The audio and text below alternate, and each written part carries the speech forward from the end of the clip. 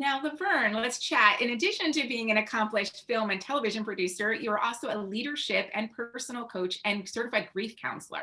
Are there any lessons you've taken from your work as a coach and counselor that you've been able to incorporate into your work as a producer? 100%. And I do want to acknowledge Brandy in the chat brought up mindfulness and practicing non-reactive awareness and controlling triggers. And that really links to the things that I learned when I was getting my certification as a coach. And I went through a program called Coactive Training Institute. And it really links up to what Brandy typed, because one of the core pillars is this idea that we are all creative, resourceful, and whole, that nothing is broken, nothing needs to be fixed.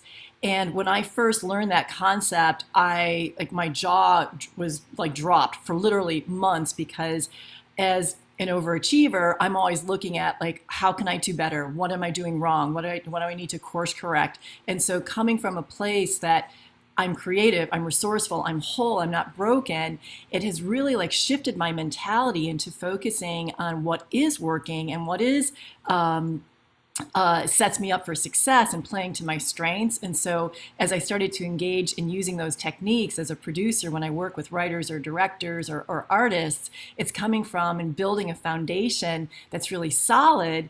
And you can, it's like in yoga, it's like where, like you push up against something and then you can stretch further. It's the same idea. If you don't have that strong foundation of what's working, then you can't really stretch and grow.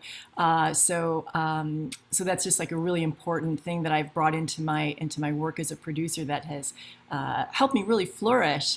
And it, again, I just want to tie back to what Brandy said in terms of like that mindfulness. It's about really like listening deeply to what do I need? What does my body need? What does my soul need?